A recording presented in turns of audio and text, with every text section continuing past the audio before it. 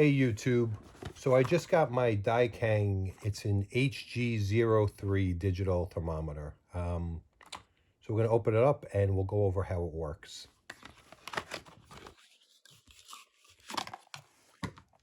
Thermometer itself, first thing we need to do is put in the batteries.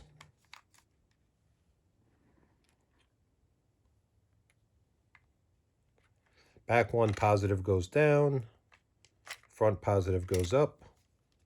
Put this in, slide it forward, and it snaps in. Once the batteries are in, you can press the trigger to make sure it works.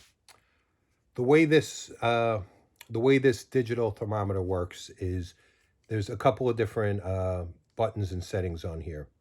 First thing is you can use this for either surfaces or you could use it for body temperature. So if you want to scan surfaces, you can push the button forward and you can point it towards a surface, a warm or hot surface, and you can see what the temperature is.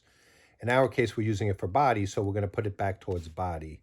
The way this basically works is you have to take it, go within a couple of inches of somebody's forehead. In this case, I'm scanning my hand. You press the trigger and it gives you the temperature. Now, there's a couple of different settings to go over. On the side, you have the setup button. You hold the setup button down and you'll see F1 shows up. So first you have F1 on there. If you want to change from Fahrenheit to Celsius and back and forth, there's the plus and the minus on the side. So if I hit the plus once, I don't know if you can see that, but there's a C on there. So it changes to C. If I press the minus, it changes to F. Now, if you press the F again, actually, if I go to press the F twice, this is where you calibrate this. This is set up for +8. When you first get this, you really need to test it. Most people, normal temperature would be like 98.7. If you have a regular thermometer, what you want to do is you want to take your own temperature and then shoot this against your own temperature.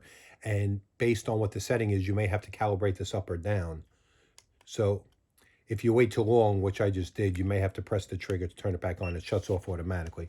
So I'm going to go back again. I'm going to hold down the button. And I'm going to go back to F3. Now, this is set to 0.8. I'm actually going to lower it for a second. I want to show you something.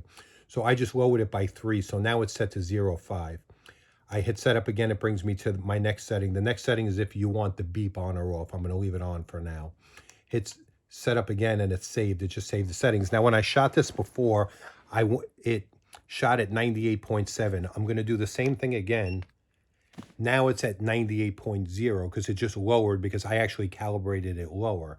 So you want to make sure you calibrate it correctly when you first get it because obviously you want it to be as accurate as possible.